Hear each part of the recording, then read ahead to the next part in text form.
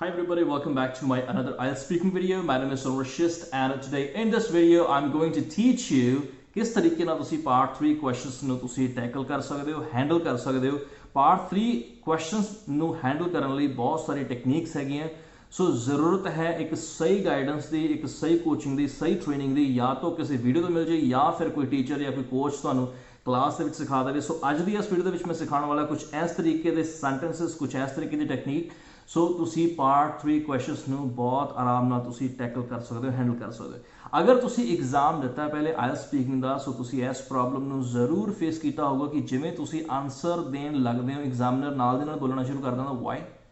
ਜਿਵੇਂ ਤੁਸੀਂ ਆਨਸਰ ਦੇਣ ਦੀ ਕੋਸ਼ਿਸ਼ ਕਰਦੇ ਹੋ, when you try to answer in part 3 questions right, the examiner puts why, again interrupts you with why। ਬਾਰ-ਬਾਰ ਤੁਹਾਨੂੰ ਇੰਟਰਪਟ ਕਰਦਾ ਹੈ ਐਗਜ਼ਾਮੀਨਰ, why। सो अज की इस वीडियो को लास्ट तक जरूर देखना, बिकॉज मैं इसनू वीडियो नहीं कहूँगा, मैं क्लास कहूँगा, बिकॉज मैं कुछ नोट्स बनाए हो वो नोट्स तुहाडे नाल मैं शेयर करूँगा।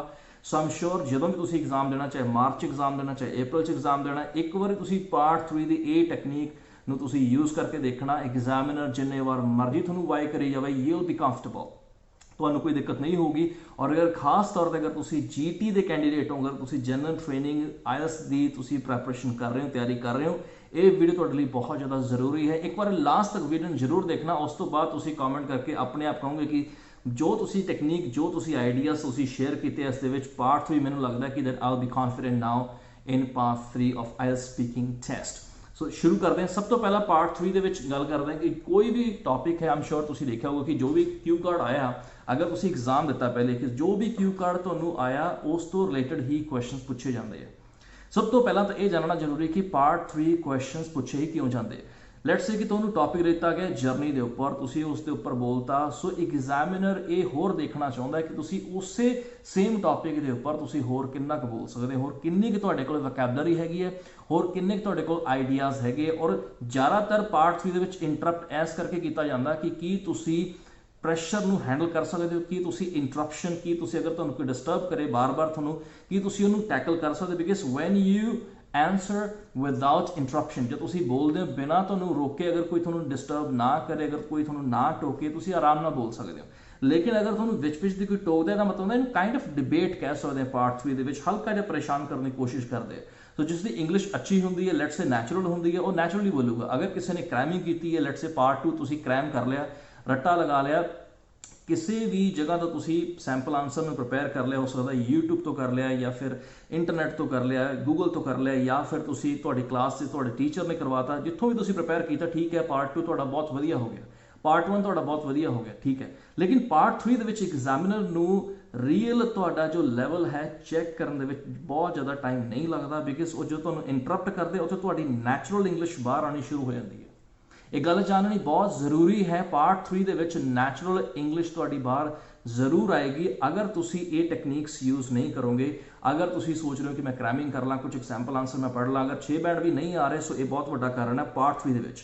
क्योंकि जो पार्ट 3 शुरू होंदा है, सो उदों एग्जामिनर के माइंड दे विच 2 स्कोर होंगे। लेट्स से कि अगर उन्हें 5.5 देने, सो ये भी सोच सकता है कि 5.5 या 6, 5.5 या 6। अगर GT के कैंडीडेट हो, पार्ट 2 थोड़ा बहुत वधिया होया या पार्ट 1 वधिया होया, तो ये भी सोच सकता है कि 6.57, 6.57, 6.57 डिपेंड करता जिमें पार्ट 3 की परफॉर्मेंस तुहाडी हुई, उत्थे वो क्लीयर हो जाता कि ये स्कोर ही इहदा है जो उन्हें पार्ट 2 के जज किया है या पार्ट 1 के जज किया। और जज करने लिए उहदे कोल 4 कैटेगरीज ने, ये भी मैं डिस्कस करूँगा। नंबर 1 फ्लुएंसी ते कोहेरेंस, फ्लुएंसी और coherence. Number 2 LR lexical resource, जिहदे विच फ्रेजेस आ जाते हैं, वोकैबुलरी आ जाती है। नंबर 3 ग्रामर, तुसी ग्रामर के किस तरीके के टेंसेस, किस तरीके के सेंटेंसेस तुसी यूज़ कर रहे हो, जिवें कि पैसिव हो गए, कंडीशनल हो गए, प्रेजेंट परफेक्ट हो गया, पास्ट प्रोग्रेसिव हो गया। उस तो बाद है प्रोनंसीएशन, तुसी प्रोनाउंस किस तरीके ना वर्ड्स करते हो। For example available, so that's available. So शुरू करते हैं पार्ट 3 दे विच। सब तो पहले चीज़ मैं तुहानूं दसदा कि जो कि बहुत घट टीचर्स नूं पता है, जो बहुत घट लोग तुहानूं दस सकणगे कि अगर पार्ट 3 क्वेश्चनस दे विच अगर तुसी जदों आंसर दे रहे हो, अगर तुहाडे दिमाग दे विच कोई गल नहीं आ रही, आइडिया नहीं आ रहा, सो तुसी एग्जामिनर नूं ये भी कह सकते हो कि सर मैनूं इस चीज़ बारे नहीं पता। जरूरी नहीं है कि हर क्वेश्चन का आंसर तुहाडे कोल होवे, क्योंकि ये एक भाषा का टेस्ट है, ये एक लैंग्वेज का टेस्ट है। ये जरूरी नहीं है कि तुहाडी नॉलेज दे विच होवे जो एग्जामिनर तुहानूं पुछ रहा है ਉਹ ਨੌਲੇਜ ਵਾਲੀ ਗੱਲ ਵੀ ਹੋ ਸਕਦੀ ਹੈ ਕਿ ਲੋਕ ਇਦਾਂ ਕਿਉਂ ਕਰਦੇ, ਕਿਉਂਕਿ ਪਾਰਟ 3 ਵਿੱਚ ਜ਼ਿਆਦਾਤਰ ਐਗਜ਼ਾਮੀਨਰਸ ਉਹ ਤੁਹਾਨੂੰ ਜਨਰਲ ਓਪੀਨੀਅਨ ਪੁੱਛਦੇ ਆ। ਸੋ ਗੱਲ ਕਰਦੇ ਹਾਂ ਟੈਕਨੀਕ ਦੀ। ਸਭ ਤੋਂ ਪਹਿਲੀ ਜੋ ਚੀਜ਼ ਤੁਸੀਂ ਨੋਟ ਕਰ ਸਕਦੇ ਹੋ ਇਹਨੂੰ, ਸਭ ਤੋਂ ਪਹਿਲੀ ਚੀਜ਼ ਜੋ ਤੁਹਾਨੂੰ ਕਰਨੀ ਚਾਹੀਦੀ ਹੈ, comment on the question. Comment on the question, question ਦੇ ਉੱਪਰ ਕਿਸ ਤਰੀਕੇ ਨਾਲ ਤੁਸੀਂ ਕਮੈਂਟ ਕਰ ਸਕਦੇ ਹੋ ਤਾਂ ਕਿ ਤੁਸੀਂ ਐਗਜ਼ਾਮੀਨਰ ਨੂੰ ਟੈਕਲ ਕਰ ਸਕਦੇ ਹੋ ਔਰ ਪਾਰਟ 3 ਦੇ ਵਿੱਚ ਤੁਸੀਂ ਇੱਕ ਅੱਛਾ ਬੈਂਡ ਸਕੋਰ ਲੈ ਸਕਦੇ ਹੋ। ਕਮੈਂਟ ਕਿਸ ਤਰੀਕੇ ਨਾਲ ਕਰ ਸਕਦੇ ਹੋ, ਇੱਕ ਮੈਂ ਕੁਐਸਚਨ ਐਗਜ਼ਾਮਪਲ ਤੌਰ ਤੇ ਲੈ ਰਿਹਾ, should we plant more trees. Let's say the question is should we plant more trees. ਤੁਸੀਂ ਲਿਖ ਵੀ ਸਕਦੇ ਹੋ ਇਹਨੂੰ, should we plant more trees. So answer ਦੇਣ ਤੋਂ ਪਹਿਲਾਂ ਤੁਸੀਂ ਕੁਐਸਚਨ ਦੇ ਉੱਪਰ ਹੀ ਕਮੈਂਟ ਕਰ ਸਕਦੇ ਹੋ। ਆਨਸਰ ਦੇਣ ਤੋਂ ਪਹਿਲਾਂ ਤੁਸੀਂ ਕਮੈਂਟ ਕਰਤਾ, let's say that's definitely something we should do, ਕਿ ਵਾਕਈ ਉਹ ਚੀਜ਼ ਹੈ ਸਰ, ਪੱਕਾ ਹੀ ਉਹ ਚੀਜ਼ ਹੈ ਜਿਹੜੀ ਕਿ ਸਾਨੂੰ ਕਰਨੀ ਚਾਹੀਦੀ ਹੈ। ਸੋ ਇਹਨੂੰ ਕਹਿੰਦੇ ਕਮੈਂਟ ਕਰਨਾ ਕੁਐਸਚਨ ਦੇ ਉੱਪਰ, ਕਮੈਂਟ ਔਨ ਦਾ ਕੁਐਸਚਨ। ਦੂਸਰਾ ਤਰੀਕਾ ਹੈ ਐਸੇ ਕੁਐਸਚਨ ਦੇ ਉੱਪਰ ਕਮੈਂਟ ਕਰਨ ਦਾ, there are definitely variety of reasons। ਇਹਨਾਂ ਲਾਈਨਸ ਨੂੰ ਤੁਸੀਂ ਨੋਟ ਕਰ ਸਕਦੇ ਹੋ, ਤੁਹਾਡੇ ਕੰਮ ਆ ਸਕਦੀਆਂ ਅਗਰ ਤੁਸੀਂ 7 ਬੈਂਡ ਸਕੋਰ ਪੱਕਾ ਕਰਨੇ। there are definitely variety of reasons why we should do it। ਵੀ ਵੈਰਾਈਟੀ ਆਫ ਰੀਜ਼ਨਸ ਵੀ ਬਹੁਤ ਸਾਰੇ ਤਰ੍ਹਾਂ ਦੇ ਅਲੱਗ-ਅਲੱਗ ਰੀਜ਼ਨਸ ਨੇ ਕਿ ਆਪਾਂ ਨੂੰ ਇਹ ਕਿਉਂ ਕਰਨੇ ਚਾਹੀਦੇ ਪਲਾਂਟ, ਆਪਾਂ ਨੂੰ ਟਰੀਜ਼ ਨੂੰ ਕਿਉਂ ਲਗਾਉਣਾ ਚਾਹੀਦਾ, ਕਿਉਂ ਆਪਾਂ ਨੂੰ ਪਲਾਂਟ ਕਰਨੇ ਚਾਹੀਦੇ ਟਰੀਜ਼, ਜ਼ਿਆਦਾ ਤੋਂ ਜ਼ਿਆਦਾ ਪੇੜ ਆਪਾਂ ਨੂੰ ਲਾਉਣੇ ਚਾਹੀਦੇ, ਕਿਉਂ ਲਾਉਣੇ ਚਾਹੀਦੇ। ਸੋ ਇਹਨੂੰ ਕਹਿੰਦੇ comment on the question. Number second, okay, ਜੋ ਦੂਸਰੀ ਜੋ ਟੈਕਨੀਕ ਹੈ that is comment on yourself। I repeat, comment on yourself। ਤੁਸੀਂ ਆਪਣੇ ਆਪ ਦੇ ਉੱਪਰ ਵੀ ਤੁਸੀਂ ਕਮੈਂਟ ਕਰ ਸਕਦੇ ਹੋ। ਉਹ ਕਿਸ ਤਰੀਕੇ ਨਾਲ ਕਰ ਸਕਦੇ ਹੋ, same question, should we plant more trees। Answer ਤੁਸੀਂ ਸ਼ੁਰੂ ਕਰ ਸਕਦੇ ਹੋ ਸਪੀਕਿੰਗ ਫॉर ਮਾਈਸੈਲਫ। ਜਿਵੇਂ ਤੁਸੀਂ ਆ ਫਰੇਜ਼ ਯੂਜ਼ ਕੀਤਾ, ਪਹਿਲੀ ਗੱਲ ਤਾਂ ਇਹ ਐਲਆਰ ਦਾ ਪਾਰਟ ਹੈ, ਲੈਕਸੀਕਲ ਰਿਸੋਰਸ ਦਾ ਪਾਰਟ ਹੈ। ਸਕੋਰ ਅਪ ਜਾਊਗਾ ਤੁਹਾਡਾ ਐਲਆਰ ਦੇ ਵਿੱਚੋਂ, ਲੈਕਸੀਕਲ ਰਿਸੋਰਸ। ਇਹ ਵੀ ਪਤਾ ਹੋਣਾ ਚਾਹੀਦਾ ਕਿ ਚਾਰਾਂ ਦੇ ਵਿੱਚੋਂ 7 ਬੈਂਡ ਸਕੋਰ ਲੈਣੇ। ਇਹ ਨਹੀਂ ਕਿ ਓਵਰਆਲ ਸਪੀਕਿੰਗ ਦੇ ਵਿੱਚੋਂ ਬੈਂਡ ਸਕੋਰ ਹੈ। ਐਫਸੀ ਫਲੂਐਂਸੀ ਚੋਂ 7 ਚਾਹੀਦੇ ਹੈ, ਐਲਆਰ ਲੈਕਸੀਕਲ ਰਿਸੋਰਸ ਵੋਕੈਬਲਰੀ ਉਹਦੇ ਵਿੱਚੋਂ ਵੀ 7 ਚਾਹੀਦੇ, ਔਰ ਜੀਆਰਏ ਗ੍ਰਾਮਰ ਦੇ ਵਿੱਚੋਂ ਵੀ 7 ਚਾਹੀਦੇ, ਪ੍ਰੋਨੰਸੀਏਸ਼ਨ ਦੇ ਵਿੱਚੋਂ ਵੀ 7 ਚਾਹੀਦੇ। ਇਹ ਚਾਰੋਂ 25% ਹੈ। ਸੋ ਇਹ ਤੁਹਾਨੂੰ ਪਤਾ ਹੋਣਾ ਚਾਹੀਦਾ ਚੰਗੀ ਤਰ੍ਹਾਂ। ਔਰ ਅਗਰ ਜਿੱਥੇ ਤੁਸੀਂ ਤਿਆਰੀ ਕਰ ਰਹੇ ਹੋ ਤੁਹਾਡਾ ਫਰਜ਼ ਬਣਦਾ, ਇਟਸ ਯੋਰ ਰਾਈਟ, ਤੁਹਾਡਾ ਹੱਕ ਹੈ ਪੁੱਛਣਾ ਕਿ ਸਰ ਮੈਮ ਮੈਂ ਫਲੂਐਂਸੀ ਚੋਂ 7 ਬੈਂਡ ਸਕੋਰ ਲੈਣੇ, ਕਿਵੇਂ ਆਣਗੇ, ਜਾਂ ਫਲੂਐਂਸੀ ਚੋਂ ਮੇਰਾ ਕਿੰਨਾ ਸਕੋਰ ਆ ਰਿਹਾ ਹੈ, ਐਲਆਰ ਲੈਕਸੀਕਲ ਰਿਸੋਰਸ ਦੇ ਵਿੱਚੋਂ ਮੇਰਾ ਕਿੰਨਾ ਸਕੋਰ ਆ ਰਿਹਾ ਹੈ, ਜਾਂ ਫਿਰ ਗ੍ਰਾਮਰ ਦੇ ਵਿੱਚੋਂ ਮੇਰਾ ਕਿੰਨਾ ਸਕੋਰ ਆ, ਅਗਰ 6 ਹੈ ਤਾਂ 7 ਕਿਵੇਂ ਹੋਊਗਾ। ਜਾਂ ਓਵਰਆਲ ਅਗਰ ਤੁਸੀਂ ਕਿਸੇ ਨੂੰ ਅਗਰ ਆਪਣਾ ਫੀਡਬੈਕ ਪੁੱਛਦੇ ਹੋ ਕਿ ਸਰ ਮੇਰੇ ਕੱਲੇ ਚ ਮੈਂ ਕਿਵੇਂ ਇੰਪਰੂਵ ਕਰ ਸਕਦਾ, ਜਾਂ ਜਿਵੇਂ ਮੈਂ ਤੁਹਾਨੂੰ ਦੱਸਦਾ ਕਿ ਬਠਿੰਡਾ ਦੇ ਵਿੱਚ ਆਫਲਾਈਨ ਸੰਡੇ ਮੈਂ ਫ੍ਰੀ ਕਲਾਸ ਲਗਾਉਣ ਜਾ ਰਿਹਾ ਇਸ ਤਰੀਕੇ ਦੇ, ਜਿਸ ਤਰੀਕੇ ਦਾ ਅਗਰ ਤੁਹਾਨੂੰ ਵੀਡੀਓ ਪਸੰਦ ਆ ਰਿਹਾ, ਸੋ ਅਗਰ ਤੁਸੀਂ ਜੁਆਇਨ ਕਰਨਾ ਚਾਹੁੰਦੇ ਤੁਸੀਂ ਜੁਆਇਨ ਕਰ ਸਕਦੇ ਹੋ ਉਸ ਕਲਾਸ ਨੂੰ ਵੀ। ਮੈਂ WhatsApp ਨੰਬਰ ਮੈਂਸ਼ਨ ਕਰੂੰਗਾ ਲਾਸਟ ਦੇ ਵਿੱਚ, ਤੁਸੀਂ ਉਸ ਤੇ ਟੈਕਸਟ ਕਰਕੇ ਤੁਸੀਂ ਉਸ ਕਲਾਸ ਨੂੰ ਤੁਸੀਂ ਜੁਆਇਨ ਕਰ ਸਕਦੇ ਹੋ। ਸੋ ਕੁਐਸਚਨ ਹੈ should we plant more trees. ਜੋ ਦੂਸਰਾ ਤਰੀਕਾ ਹੈ ਕਮੈਂਟ ਔਨ ਯੋਰਸੈਲਫ, ਕਿ ਤੁਸੀਂ ਕਮੈਂਟ ਕਰ ਸਕਦੇ ਹੋ ਆਪਣੇ ਆਪ ਦੇ ਉੱਪਰ, ਸਪੀਕਿੰਗ ਫॉर ਮਾਈਸੈਲਫ, ਕਿ ਜੇ ਮੈਂ ਆਪ ਦੀ ਗੱਲ ਕਰਾਂ ਮੈਨੂੰ ਕਿਸੇ ਹੋਰ ਦਾ ਨਹੀਂ ਪਤਾ, speaking for myself. Okay, speaking for myself, I have never been asked this type of question। ਤੁਸੀਂ ਐਗਜ਼ਾਮੀਨਰ ਨੂੰ ਇਹ ਵੀ ਕਹਿ ਸਕਦੇ ਹੋ ਕਿ ਸਰ ਇਸ ਤਰੀਕੇ ਦਾ ਕੁਐਸਚਨ ਮੈਨੂੰ ਕਦੇ ਨਹੀਂ ਪੁੱਛਿਆ ਗਿਆ, ਸਰ ਪਹਿਲੀ ਵਾਰੀ ਹੈ। ਜਿਵੇਂ ਤੁਸੀਂ ਐਗਜ਼ਾਮੀਨਰ ਨੂੰ ਇਹ ਚੀਜ਼ ਕਹਿ ਦਿੰਦੇ ਹੋ, ਸੋ ਕਿਤੇ ਨਾ ਕਿਤੇ ਉਹ ਰਿਲੈਕਸਡ ਹੋ ਜਾਂਦਾ ਕਿ ਇਹ ਚੀਜ਼ ਇਹਨੂੰ ਪਹਿਲੀ ਵਾਰ ਪੁੱਛੀ ਗਈ ਹੈ, ਸੋ ਇਹਨੂੰ ਪਹਿਲੇ ਕਦੇ ਨਹੀਂ ਪੁੱਛਿਆ ਗਿਆ। ਸੋ ਉਸ ਤੋਂ ਬਾਅਦ ਅਗਰ ਤੁਸੀਂ ਠੀਕ ਠਾਕ ਜਿਹਾ ਆਨਸਰ ਦਿੰਦੇ ਹੋ, ਸੋ ਉਹ ਚੱਲ ਜੂਗਾ, ਕਿਉਂਕਿ ਤੁਸੀਂ ਪਹਿਲੇ ਕਵਰ ਕਰ ਲਿਆ, ਪਹਿਲਾਂ ਹੀ ਉਹਨੂੰ ਡਿਕਲੇਅਰ ਕਰਤਾ, ਤੁਸੀਂ ਪਹਿਲੇ ਆਪਣੇ ਆਪ ਦੇ ਉੱਪਰ ਕਮੈਂਟ ਕਰਤਾ ਕਿ ਸਰ ਇਹ ਚੀਜ਼ ਦੇ ਉੱਪਰ ਮੈਨੂੰ ਕਦੇ ਕਿਸੇ ਨੇ ਪੁੱਛਿਆ ਨਹੀਂ। ਅੰਗਰੇਜ਼ੀ ਦੇ ਵਿੱਚ ਛੱਡੋ, ਮੈਨੂੰ ਪੰਜਾਬੀ 'ਚ ਨਹੀਂ ਕਦੇ ਕਿਸੇ ਨੇ ਪੁੱਛਿਆ। ਸੋ ਸਪੀਕਿੰਗ ਫॉर ਮਾਈਸੈਲਫ, ਜੇ ਮੈਂ ਆਪ ਦੀ ਗੱਲ ਕਰਾਂ, ਰਾਈਟ, ਉਸ ਤੋਂ ਬਾਅਦ ਤੁਸੀਂ ਆਪਣਾ ਆਨਸਰ ਦੇ ਸਕਦੇ ਹੋ। ਓਕੇ, ਦੂਸਰਾ ਤਰੀਕਾ ਹੈ ਆਪਣੇ ਉੱਪਰ ਕਮੈਂਟ ਕਰਨ ਦਾ, ਟੂ ਬੀ ਪਰਫੈਕਟਲੀ ਓਨੈਸਟ। ਇਹ ਮੈਂ ਬਹੁਤ ਬਾਰ ਆਪਣੀ ਵੀਡੀਓਜ਼ ਦੇ ਵਿੱਚ ਮੈਂ ਯੂਜ਼ ਕਰਦਾ, to be perfectly honest. To be perfectly honest, I never did it, so that's quite tough for me to answer. To be perfectly honest कि सर मैं ईमानदारी नाल कहां कि ये चीज़ मैं कदे नहीं कीती, ये चीज़ मैं कदे नहीं कीती, या ये चीज़ मैं कदे नहीं सुनी, that's quite tough for me to answer. भी मेरे लिए बड़ा डिफिकल्ट है जी आंसर देना। सो तुसी इस तरीके ना पार्ट 3 दे विच पहला एग्जामिनर नूं डिक्लेयर कर दिंदे हो कि सर मैनूं इस चीज़ बारे नहीं पता, मेरे तो औखा लग रहा क्वेश्चन। सो ये भी तुसी कर सकते, लेकिन हाँ ये चीज़ जरूर मैं मैंशन करना चाहूँगा, हर क्वेश्चन दे विच नहीं, हर क्वेश्चन दे विच तुसी ये चीज़ नहीं कर सकते। तीसरी जिहड़ी चीज़ तुसी मैंशन कर सकते, तीसरा जिहड़ा तरीका है that is paraphrase the question.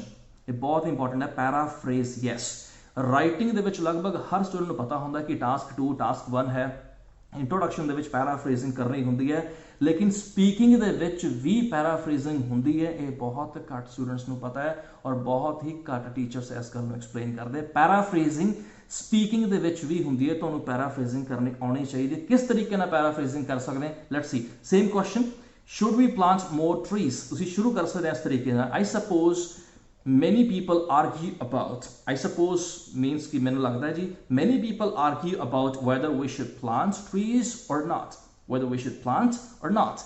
कि ਆਪਾਂ ਨੂੰ ਕਰਨੇ ਚਾਹੀਦੇ ਕਿ ਨਹੀਂ ਕਰਨੇ ਚਾਹੀਦੇ ਮੀਨਸ ਤੁਸੀਂ ਕੁਐਸਚਨ ਨੂੰ ਹੀ ਪੈਰਾਫਰੇਜ਼ ਕਰਤਾ और पैराफ्रेज करके तुसी ਉਹਦਾ आंसर शुरू करता। एक चीज़ मैं दसदा कि जो भी मैं टेक्निक्स जो भी मैं इस वीडियो ਦੇ ਵਿੱਚ मैं शेयर कर रहा तुसी पार्ट 3 ਦੇ क्वेश्चनस ਲੈਣੇ ਆ तुसी जिथों भी पिक कर सकते हो गूगल तो कर सकते हो या ਤੁਹਾਡੀ क्लास ਵਿੱਚ ਦਿੱਤੇ जा रहे हैं क्वेश्चन ਲੈਣੇ और मैं जो ਤੁਹਾਨੂੰ सेंटेंसेस सिखा रहा ਉਹਨਾਂ ਨੂੰ ਤੁਸੀਂ ट्राई करके देखना लिखने हैं पहला बिकॉज एक कहावत है याद रखनी है reading makes you learn and writing makes you perfect. अगर तुसी उन्होंने लिखता एग्जाम्पल्स बना के तुसी ये परफेक्शन आ जाएगी तुहाडे विच। उस तो बाद है सो दूसरा तरीका है इट्स क्वाइट जो दूसरे तरीके तुसी पैराफ्रेज कर सकते it's quite an important topic really that should be grow more trees और नॉट कि अपन होर ट्रीज ग्रो करने चाहिए कि नहीं करने चाहिए। सो तीसरा तरीका है तीसरे तरीके तुसी पैराफ्रेज कर सकते। Number 1 comment on the question होर बहुत सारे मैं एग्जाम्पल्स लूँगा और अगर तुसी होर बहुत सारे एग्जाम्पल्स देखना चाहते हो सो तुसी चैनल में सबसक्राइब कर सकते हो।